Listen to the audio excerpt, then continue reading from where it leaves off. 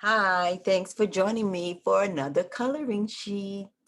Today we're going to do a painting with water sheet out of the SpongeBob Squarepants book titled Color Splash. We're going to do page 7. And what you're going to need, of course, is page 7 out of the book. You want to tear it out because if you put too much water on it, it may run into the page underneath it.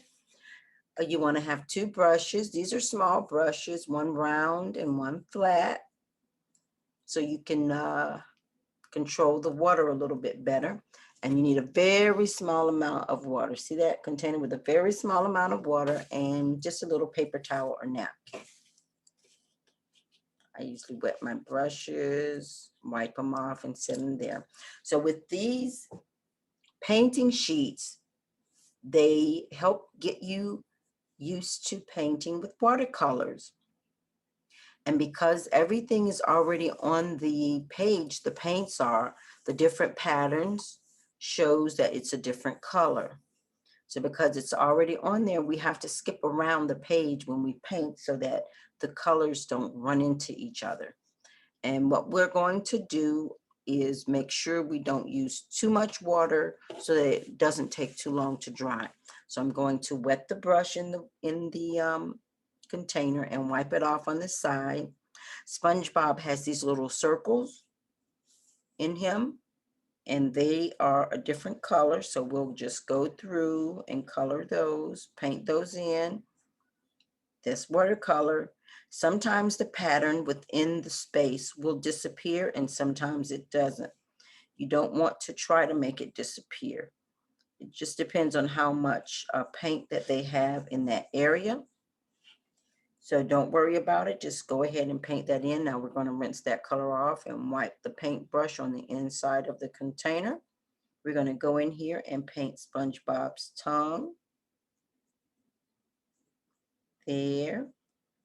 Now we're going to go out here and paint his eyes. I just squiggle the paintbrush around, scraping the bottom of the container, and then wipe the water off on the inside of the container.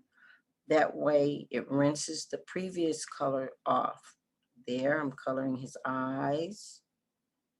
It's really kind of fun to see the colors come up. And squish that around again. I'm going to paint his tie. There we go. And squish that around.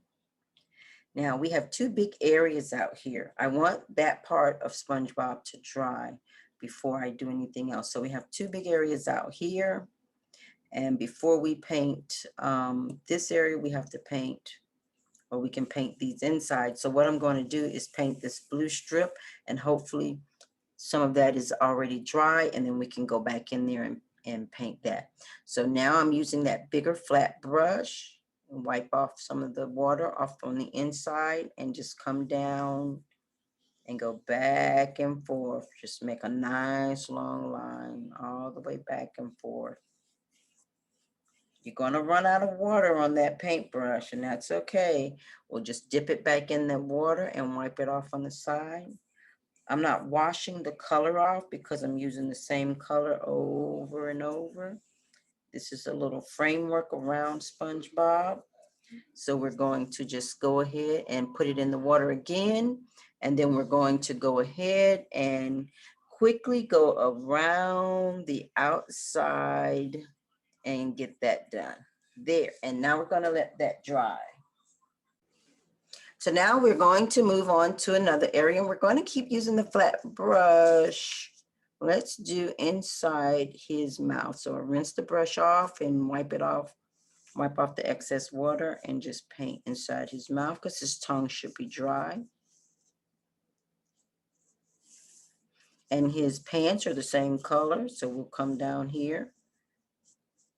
We're not re-dipping the paintbrush in the water. We're going to see if we got enough water on there to paint those two. See there?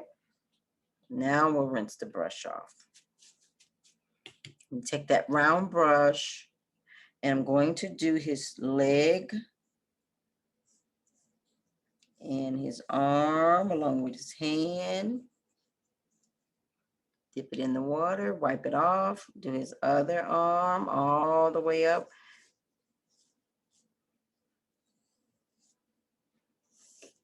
There, rinse that off.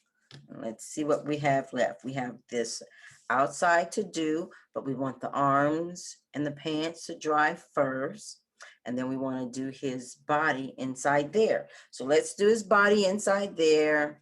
And we could do it with the flat brush, but let's try and do it with this round brush because we want to go around these objects without painting them. And I will paint them all into each other if I don't use this small brush.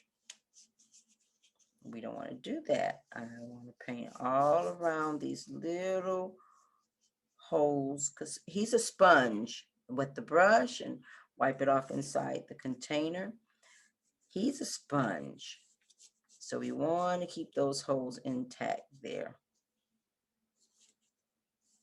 And go around each of these. And that's it for SpongeBob. SpongeBob is painted completely. There we have it. We can set that brush to the side. And the only thing we have left is this inside here. And his arms and hands and legs and pants are dry. So now we can paint that inside. And that's going to get take quite a bit of water. So I'm going to rinse the brush off and shake it this time. And now I'm going to go up and down, painting right up to around his arm and his hand.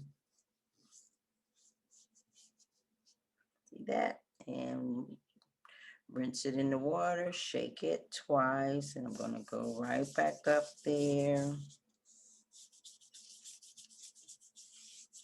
And you can tell when it does it, the water makes the paper ripple, but it also makes the paint that's on there kind of bleed out and color it in. So wet it again, shake it.